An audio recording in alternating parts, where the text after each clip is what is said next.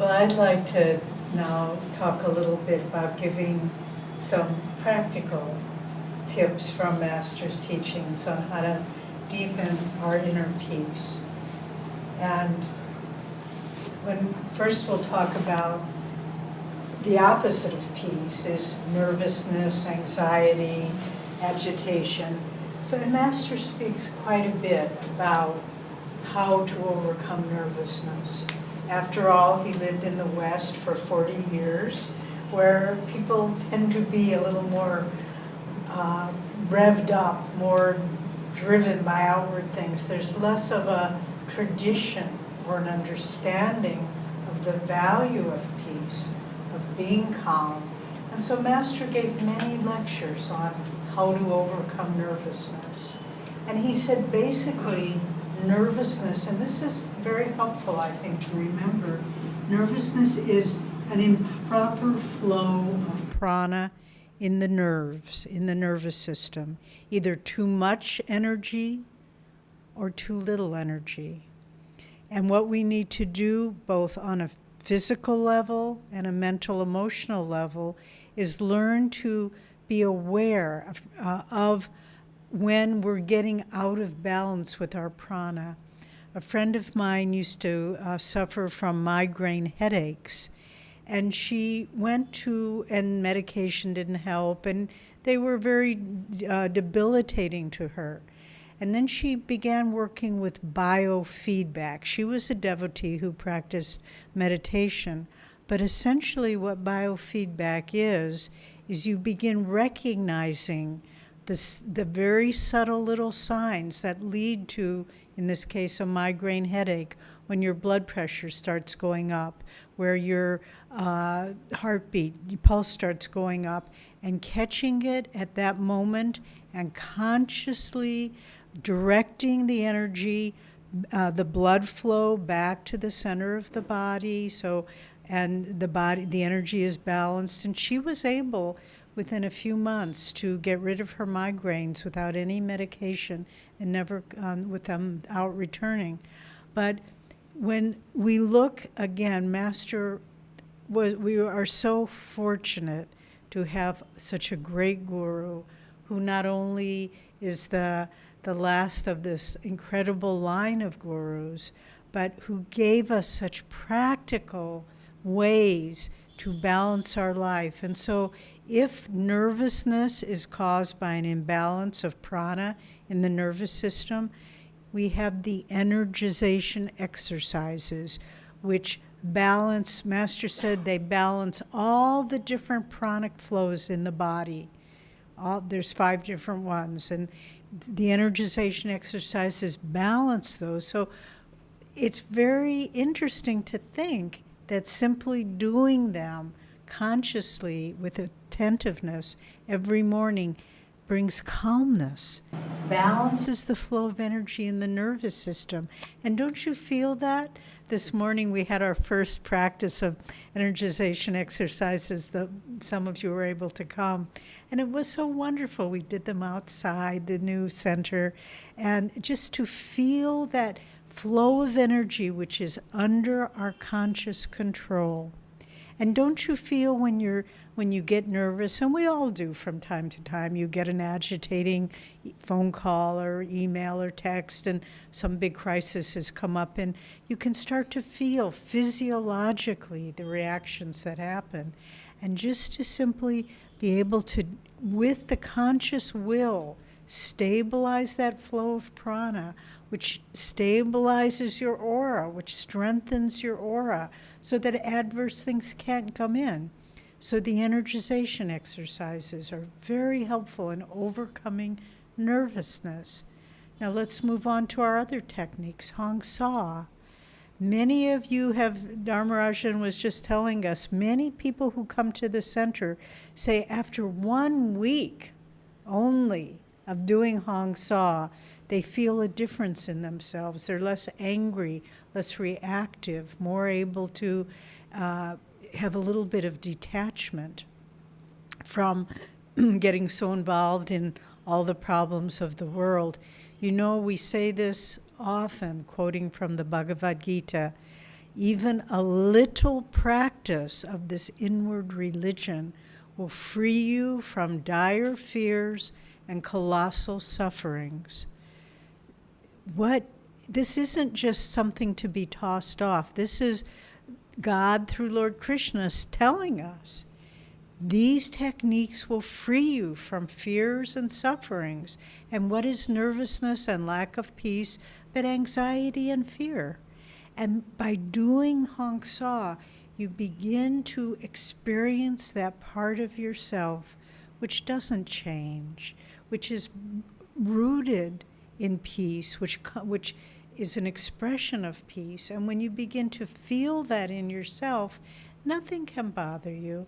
I remember once I was very new at Ananda and on the spiritual path. And I was sitting outside at the meditation retreat at Ananda Village, which is in the forest. And I was reading Autobiography of a Yogi. And I was sitting there under a tree for many hours, just very much enjoying it. And then at a certain point, my back was getting a little stiff. So I kind of stretched and put my hand backwards. And I turned around behind me, and there was a rattlesnake, which are very deadly snakes in our area of the world, just curled up, peacefully sleeping. I don't know how long it had been there, but just right behind me. And you know, I must say, I reacted. Oh my God. And people were just coming out of afternoon meditation and out of the temple. And this happened to be on a day where it was a Thursday, Guru Day, and everyone practiced silence. And so here I was, and everyone was coming out of meditation, very peaceful, and I found a little and I couldn't talk to them because we were all in silence, so I found a little piece of paper and I wrote, "Snake, snake," and I was holding it up to everybody, and they just nodded, nobody reacted, but nothing happened. The snake just, when I got up, it kind of went off into the woods, but it's just that I could see that they weren't reacting because where's the snake? We have to find it. We have to, what happened? It's just like, okay, it went away. Don't worry about it. So the practice of Hong Sa gives you that ability to still your mind. And then let's move on to the Om technique. So all of these techniques help us to overcome nervousness and achieve peace of mind. Master interpreted the Christian Bible very profoundly, and he said, in India there's the tradition of Om Tat Sat. In the Christian tradition, there also is a trilogy, but it's the Father, the Son, and the Holy Ghost. And Master explained that the Holy Ghost is Om. It's that vibration without form. And it says in the Bible that the Holy Ghost is the great comforter. That's how, and Christians don't know what that means by and large. They just think, okay, that's what it says. I don't know the inner meaning. But what the Om vibration is, it's that underlying vibration behind all of divine consciousness, behind all of creation. And why is it the great comforter? Because when you listen to Om, you feel that you are a part of a much greater reality, that you are a part of everything that is. There's a story that Master tells us. One of his first disciples in the West was a dentist. His name was Dr. Lewis. He lived in Boston, where Master first landed when he came to America. And Dr. Lewis he had a sailboat, and he loved to go out into Boston Harbor and sail his boat. And so at this point, Master was already established on Mount Washington, which is all the way across America on the West Coast, thousands of miles away. And that particular day, Dr. Lewis had gone out on his sailboat, but unbeknownst to him, a big storm was brewing and was coming up, and he was pretty far out to sea, and this big storm came up, and Master was in California, but he became very concerned, and he said, "Doctor is in trouble, I tell you, doctor is in trouble," he was saying to the people around him. And then he stopped and he just began inwardly chanting Om, Om. And later, Dr. Lewis said he felt he saw this great light in the middle of this storm, because the boat was starting to tip over. It wasn't a big boat.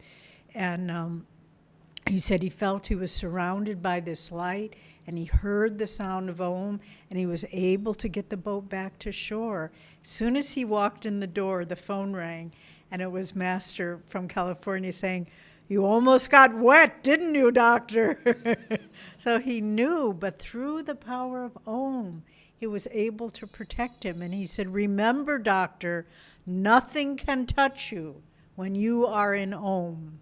So if you're feeling agitated, if you're nervous about something, chant Om inwardly. Listen to Swami's beautiful, the recording we have, the continuous loop of Swami chanting Om, Om.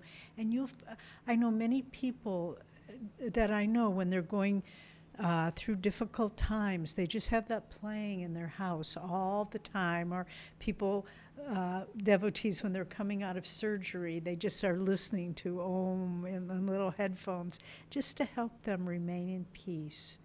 And then finally, energization, Hong Sa, Om, and then of course Kriya, which is the most powerful. I know not all of you who are here or who are listening have yet received Kriya, but you will. You will. I know that there's this level of dedication here. But with the practice of Kriya, it begins to lift the residual, the vrittis, the locked up past karma, from the centers of the lower centers of security and desire, and the desire to control and have power over things. And it begins to release the hold of the entrenched energy from past karma that resides in those lower chakras. And as that begins to be released, automatically you feel much more calm. Automatically you feel peaceful. And, being surrounded most of our life now with devotees, we'll be maybe traveling and something will go wrong, and life is life and things don't always go the way you perceive. And I can see people in airports or wherever we might be saying, "Oh, I'm so sorry, madam, this flight is delayed," and that's fine. Well, we'll get another flight. Don't worry about it. And because there's just no need to react in that way. And so and Kriya helps us, not by willpower or by affirmation, but by directly releasing those points of karmic tension that have kept us bound in fear and anxiety and nervousness. And so all of our techniques help us in this way. Now, what are some things we can do in our daily life to draw more peace? I want to read to you, I just found this, a beautiful little poem that I'll read just a little bit from it, that Swamiji wrote. It was a Christmas present that he gave in 1991, and it's a little poem he wrote called Peace. And it's called What is Peace? Peace is the treasure of a focused mind, the fruit of self-control, and the laurel earned by inner victories. Peace comes from working with things as they are, not as you wish they were. So let's just talk about all of, you can put that. Peace is the fruit of a focused mind. This is something we can all work at, because the world around us is very distracting. The phone rings, the email comes, the text comes in, the neighbor, the relative is calling you. And we're being drawn out in so many different directions at once. Peace is the fruit of a focused mind, Swamiji says. And so we can't always control things, but if you're reading a book or reading an email, do that. Don't think, oh, I've got to make that phone call too. And I mean, I watch all of you now, and this is, you all get a little leeway now from as you're working on getting the center ready, and there's so many, as they say, balls that you have to keep in the air. But when this time is past, just as a little aside to our friends here in Chennai, I think all of you will feel great blessings in your life for what you are doing in creating this center. I know. I don't say I think. I know. And the energy, it's a purification for all of you. But when life gets a little less demanding, try very consciously to focus on one task at a time. You know, we hear a lot about multitasking. I heard a psychologist say there is no such thing as multitasking. You're doing two things with half of your attention. And so try to find peace, to keep your mind focused. I know when I was a child, I could read for long hours, and I would lose all awareness of where I was. And then as I got older, I lost that ability. But I yearned for it. But it was just often when you're young, your mind hasn't become so complex yet, and all these other thoughts come in. So really work, and again, meditation helps us to have a focused mind. Whatever you're doing, give it your full attention, and do it with as much awareness and energy, devotion as you can bring to it. And as we do that, we begin to, again, the energy gets focused within us, and we don't lose that sense of inner peace. Master said, your peace is like milk in a bucket. Don't drive holes in that bucket and lose the milk of your peace with your restlessness. So we have to consciously simplify and push aside those things. And so a focused mind, self-control. Again, if you want to maintain your peace, if something happens that you want to have a reaction, someone said something to you, you know, it's so sad to watch the state of politics, particularly in America now, because it's really just he said, she said, he said, you know, and it's like, where's truth? Where's meaning? Where's purpose? Where's direction, vision for a great country? And this is creating, not just in this particular situation, but it's creating an atmosphere where I was seeing an article where children are watching what's going on, and it's developing a reactive, angry attitude in them. And this is the fruit of that kind of experience, public experience. So to use this, to keep your peace when you're tempted, when you're, you know, someone says something angry to you, just say, this is not worth losing my peace over. There was one of Master's, he was known as his second most advanced male disciple, Oliver Black, Yogacharya Black. He came to Master, and Master, he was a highly evolved soul, and he started to work in Michigan and had a spiritual retreat there. But he said, I have a bubble of peace, and I never let anything get in my bubble of peace. And once there was a big fire at their retreat, and their temple burnt down. And he just withdrew to his room, and then he came back at dinner. He was perfectly fine. He said, I almost had let the fire get inside my bubble of peace, the loss of the temple. But then I meditated, and I restored it. And now I'm just fine. And he was, and it was a wonderful example to everyone else. And so to use that self-discipline when the circumstances in your life are trying to challenge you and rob you of your peace. Say, if I lose my peace, I lose my connection with God, and nothing is worth that. And then finally, in that little poem, he says, peace is the fruit of accepting things the way they are, not wishing they were different. And again, it's a very helpful technique to live in such a way. Whatever comes, you just say, this is from God, and I'm grateful. There's this story that Swamiji tells in the New Path, where there was some kind of, I think it was a wedding, and Master attended it, and he was giving roses to some of the women disciples, and he gave a red rose to one of the women, and she said, "Oh, I didn't want a red rose, I wanted a pink rose."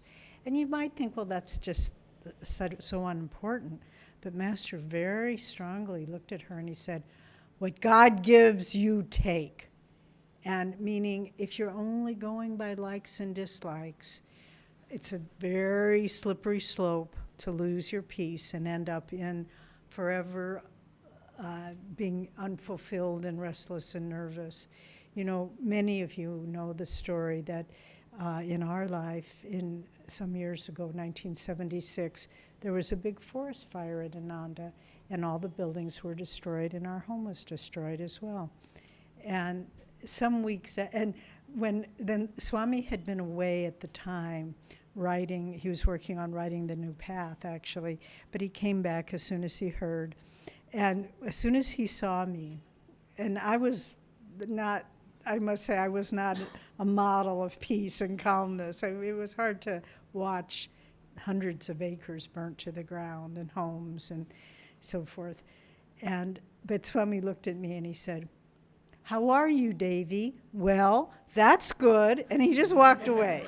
He was not going to let me go anywhere near, "Oh, this is so terrible," and "Oh, what are we going to do?" He did, "Well, that's good."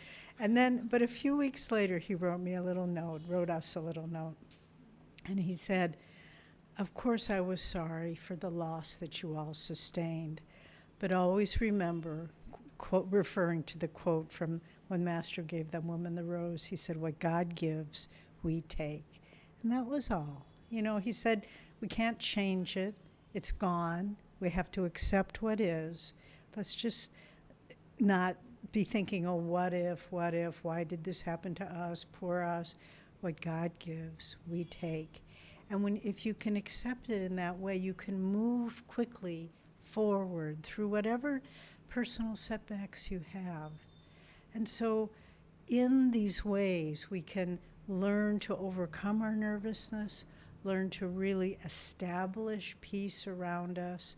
And the more we do that, as Swamiji said, we create a magnetic aura of peace around us that wherever we walk, things seem to fall into place. Things seem to go all right. I remember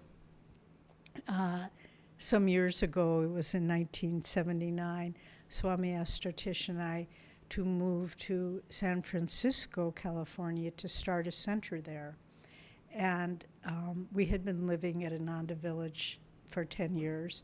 And I must say, I did not want to move to San Francisco, which is a very Rajasic city. But he asked us to go, so we said, of course, Swami, we'll go. And he came down with us at first, and he was giving classes regularly to try to draw, a sangha that we would then continue to serve. And it was a very nice time, I must say. And then it was the end of the summer, and he needed to go elsewhere. And so he said, okay, we knew he would be leaving the next day. And he said, let's go out for a nice evening together. And so the group of about 10 of us went with Swamiji. And we went to, he wanted to see a movie, so we went to a movie. I don't think to be fair, he wanted to see it. He wanted us to be with him. And then we went out to dinner. And by the time all this was over, it was Saturday night, and it was about midnight. And we really hadn't been paying much attention to where we were and how we were. We had cars, we had driven. But then we realized we were in a very bad part of San Francisco where there was a lot of crime and a lot of drugs.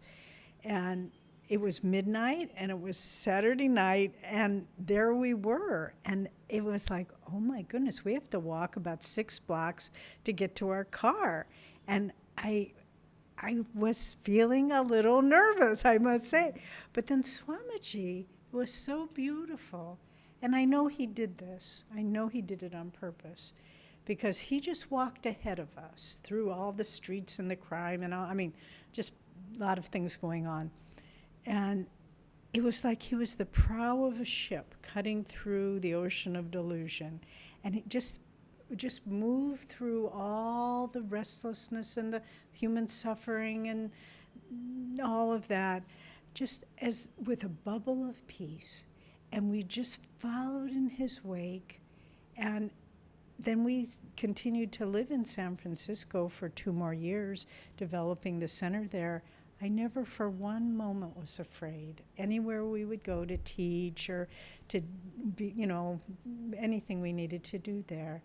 And it was because he just showed us, stay in that peace and nothing can hurt you. And that was his parting gift to us, and it was so beautiful. So, as Master said to Dr. Lewis, nothing can hurt you, Doctor, if you stay in the Om. And the Om is God's presence. Stay in God's presence, and everything around you magnetically changes, and you yourself can be a channel for peace to others in need.